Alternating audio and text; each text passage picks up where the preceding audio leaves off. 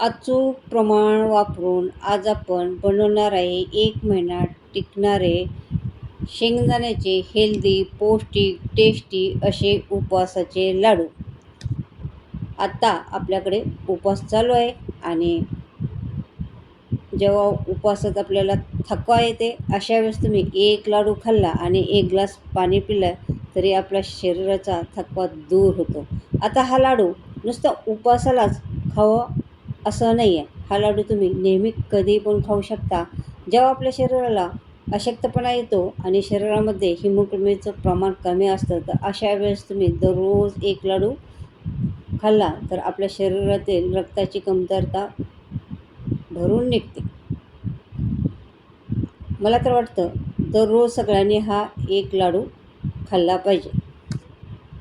आता हा लाडू करायला अगदी साधा सोपा आहे. आता त्यासाठी सगळ्यात पहिले मी घेतलेले आहेत शेंगदाणे. आता शेंगदाणे आपल्याला घेताना एकदम चांगल्या क्वालिटीचे शेंगदाणे आणायचे आहेत. अजिबात ओलसर नसले पाहिजेत. त्या शेंगदाणे अजिबात खवट नसले पाहिजे. तरी पण शेंगदाणे एकदा स्वच्छ करून घ्यायचे आहेत. खराब शेंगदाणे काढून टाकायचे आहेत.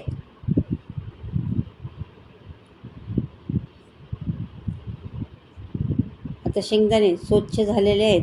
आता आपल्याला शेंगदाणे भाजायचे आहेत. आता त्यासाठी जाड बुडाची कढई घ्यायची आहे.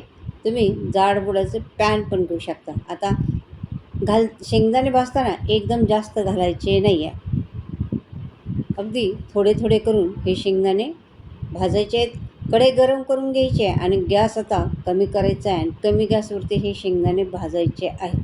आता शेंगदाणे भाजताना गॅस तुम्हाला कुठंही मोठा करायचा नाही आहे आणि सतत हलवायचं आहे. एकसारखे शेंगदाणे भाजले पाहिजे. ते बघा शेंगदाणे अगदी एकसारखे भाजलेले आहे. रंग पण किती छान आलेला आहे आणि हाताने छिलके काढले तर पटकन छिलके असे निघाले पाहिजेत. बघा आपले शेंगदाणे हे भाजून झालेले आहेत. तर आता आपण काढून घेऊया आणि अशा पद्धतीने सारे शेंगदाणे भाजून घेऊया. आता सारे शेंगदाणे भाजलेले आहेत. आता हे शेंगदाणे आपल्याला थंड करायचे आहेत. एकदम थंड होऊन द्यायचे आहेत. आता 2 किलो शेंगदाणे आहेत. आता 2 किलोला जर तुम्ही कमी गोड खात असाल तर 1 किलो गूळ अगदी भरपूर होतो आणि जास्त गोड खात असाल तर 1.25 किलो गूळ तुम्ही तिथं वापरा. तर आम्ही कमी गोड खातो. माझ्या मुलांना कमी गोड आवडतं त्याच्यामुळं मी 1 किलो गूळ घेतलेला आहे. गूळ आपल्याला असा बारीक करून घ्यायचा आहे चाकून.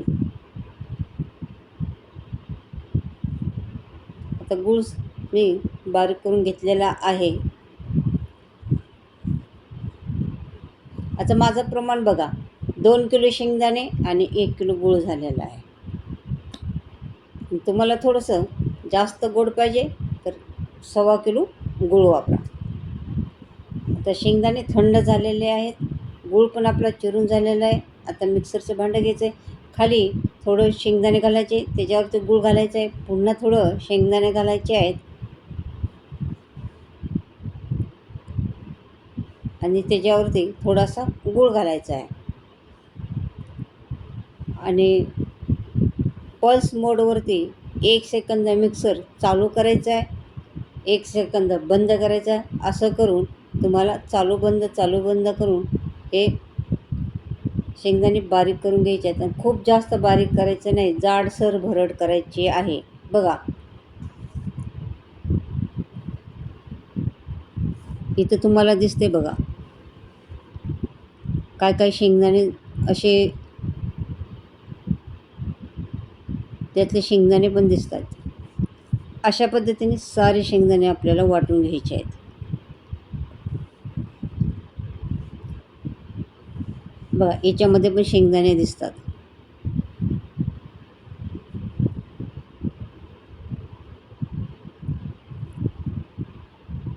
अशा पद्धतीने मी सारे शेंगदाणे गूळ घालून मिक्सरमधनं वाटून घेतलेले आहेत. जाडसर भरड काढलेली आहे.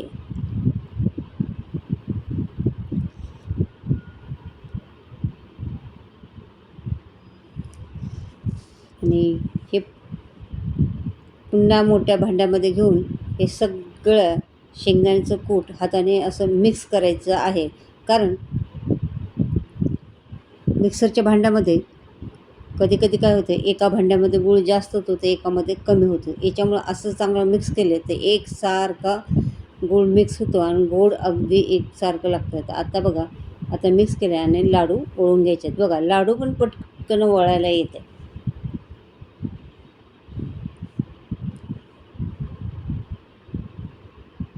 अगदी गोल असा, गोल गरगरीत असा लाडू वळून तयार झालेला आहे. तर अशा पद्धतीने सारे लाडू आपल्याला बांधून घ्यायचे आहेत.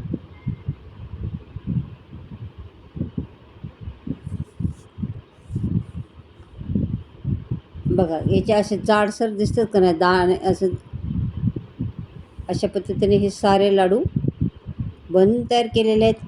आणि हे लाडू अगदी मी लाडूला घेतलेल्या अगदी बरोबर आहे. त्यामुळं तुम्ही पण हेच प्रमाण घ्या आणि याच पद्धतीने हे लाडू बनवा. तुमचे पण लाडू अगदी असेच बनतील. अधिक खायला खूप खूप टेस्टी लागतात. आणि हे लाडू खाताना असे दाताखाली असे कुरकुरीत क्रिस्पी लाडू तयार होतात. आणि हे लाडू ठेवताना एकदम हवाबंद डब्यामध्ये ठेवायचे आहेत. आणि हे लाडू एकदा बनवले तर अगदी 1 महिना टिकतात.